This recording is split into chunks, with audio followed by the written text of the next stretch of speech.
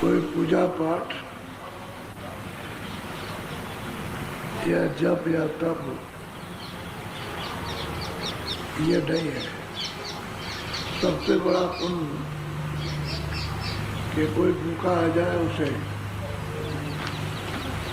आप रोटी खिला दो जिसको आप जानते नहीं। ये सबसे बड़ा पुण्य। इसके सामने जब तप या स्नान ये वो तीरथ परत कुछ नहीं। ये सबसे बड़ा पुण्य है। इसी पुण्य प्रताप से महात्मा मिल जाता है। क्योंकि जब चिड़िया चुनाते रहोगे यानी इस प्रकार की आप सेवा करते रहोगे तो कोई ना कोई बात पा जाएंगे। और सुकर्मा धर्मा की करिया स्त्री ने और क्या किया था कि कोई किसी जात का भी कोई साधु आ जाए तो बड़े भाव से बड़ी श्रद्धा से सेवा करती थी। कोई आ जाए उसकी सेवा करती थी हमेशा। उसकी सेवा करने से जगत का पूरा पूरा विवेक हो गया कि कुछ नहीं, ये सब झूठा झगड़ा है और ये सब प्रपंच है। तो जब कर्मा धर्मा जब पहुंच गए गोस्वामी महाराज के पास, उन्होंने अच्छी तरह से सुन के समझ के जब रास्ता ले लिया तब इसको बताया तो ये उनसे भी बहुत तेज निकली। वो तो कुछ भी नहीं थे, उन्होंने तो प्रश्न किया था अपनी अपनी शंकाएं समाधान, इनको कुछ नहीं था। इसको तो वाक ऐसा है बस बदन में आग लग गई तड़प कि कब जाऊं और कब जा सकता हूं।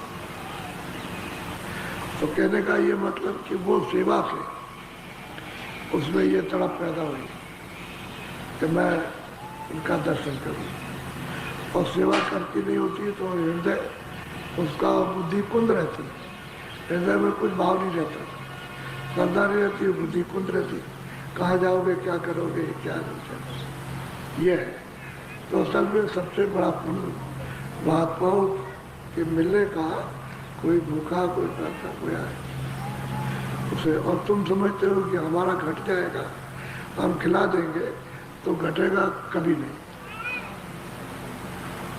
वो तो ऐसी सेवा है उससे घटता नहीं, उससे बढ़ता है। जैसे रबड़ बढ़ गई, मालूम होती है छोटी, उसको बढ़ाओ तो बढ़ गई। ऐसे ही है ये सेवा करना। अतिथि ये नहीं देखना है कि देश का है और मतलब ये किस जात का है, ये है वो है, कुछ नहीं, उसे रोटी खिला ये। तो अब कल वैसे सुनाऊंगा कि ब्रह्मा विष्णु और शिव जब सतयुग था तभी इनको उतारा गया था। निरंजन भगवान ने सैदल कमल के नीचे से आद्या महाशक्ति को आदेश दिया कि तुम अपने हाथ से सूरज नीचे उतार दो। तो उन्होंने उतार दिया सूरज को। तो सुरते ब्रह्मा विष्णु महादेव थी और उनसे तप कराया, तपस्या कराई। तो उस समय पर उस लाखों वर्ष की उम्र थी, तो 20,000 वर्ष तो इन्होंने तप किया। नहीं इतना लंबा चौड़ा प्रमाण किधर से आ जाएगा? 100 वर्ष की उम्र में तो आता नहीं। कहते हैं इतने दिन तक उस पहाड़ पर तपस्या करते रहे, इतने दिन तक वहाँ करते रहते तक तो उम्र थी तभी तो करते रहे। उम्र नहीं होगी तो क्या महीने? तो कोई मतलब यह है कि हजारों वर्षों में तो नहीं छुड़ जाएगा कि 1000 वर्ष मारे, 1000 मारे, तो लाखों वर्ष की उम्र थी उसकी। तो इन्होंने तपस्या की, तपस्या करते रहे। तो कुछ तो उनका समय पहले बढ़ने में लगा होगा, बड़े होने में, पहले साधना में। फिर इनको जब उन्होंने अपनी वाणी सुनाई कि तुम ये लिखो जो हम बोले, तो उनसे लिखाया तो लिखने में देर लगी होगी। अरे समय तो लगता ही है।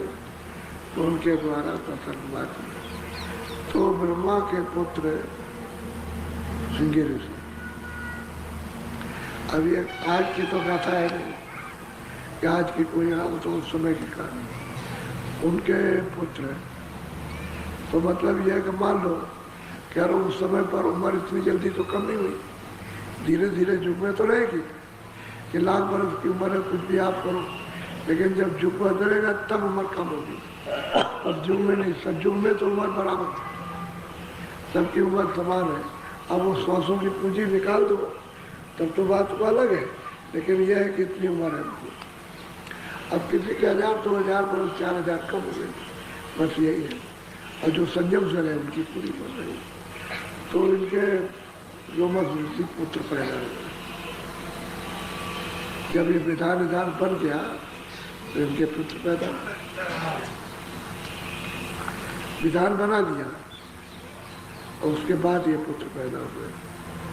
तो सब बन गया, पूजा का, पाठ का, इसका उसका, ये है कर्म का, धर्म का, पाप का, पुण्य का, अच्छे का, बुरे का, न्याय का, न्याय सत्य सत्य का, ये सब मतलब ये सब बन गया। कोई विधान बाकी रहा नहीं। अब विधान तो उन्होंने बना दिया, तो इनको आदेश दिया ये करो, ये करो, ये करो, ये करो, ये करो, ये करो। तो भाई इस तरह से तुम्हारा कल्याण होगा, इस तरह से जीवात्मा गति प्राप्त करेगी, मुक्ति मिलेगी उसको, ये मिल जाएगा वो। तो इन्होंने सब अपना काम किया, लेकिन इतनी कठोर उपासना के बाद लोमस ऋषि को कुछ नहीं मिला, कुछ नहीं पाया। तो ये किस चीज की उपासना है? ये शरीर इंद्रियों की उपासना है, ये जीवात्मा की तो उपासना है। वह शरीर ही तो कर्म किया ना, जो बाहर कर्म करते उपासना भी बाहर की। भाई आँख है, हाथ है, पैर है, ये कान है, मुँह है, इसी के तो उपासना हो क्या? तो ये भी जड़ है, ये चीजें भी जड़। अब जल भी है, जल भी जड़, वायु भी जड़, पृथ्वी भी जड़, आकाश भी जल है, जड़ है, अग्नि भी जड़। तो जड़ की जड़ से पूजा करोगे तो जीवात्मा की तो गति नहीं होगी, वो तो उसी में आकर के फंस जाएगी। तो असल में काम यही करते हैं। तो उनकी किसी भी तरह से गति नहीं हुई। जो ब्रह्मा ने बताया कि हमने ये विधान बनाया, तुम ऐसा करो, तुम ऐसा करो, ये पूजा करो, ये उपासना करो, ये साधना करो, ये ध्यान लगाओ, ऐसा करो, कुछ नहीं। तो सही बात यह है कि उस समय पर शुरू की बात थी, तो ये सब करने लगे तो कुछ नहीं मिला।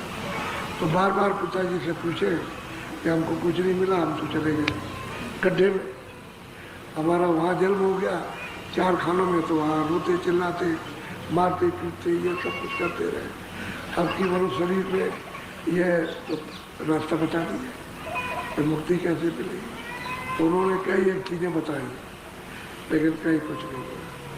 तो अपने पुराने जन्म की गाथा लोमस ऋषि जहाँ जहाँ रहे, जिस योनि में रहे, और जो कष्ट, जो पीड़ाएं उठाई, वो सब उन्होंने बताया कि पिताजी हमको आज तक यानी मुक्ति नहीं मिली, हमारी जीवात्मा छुटकारा नहीं पाया।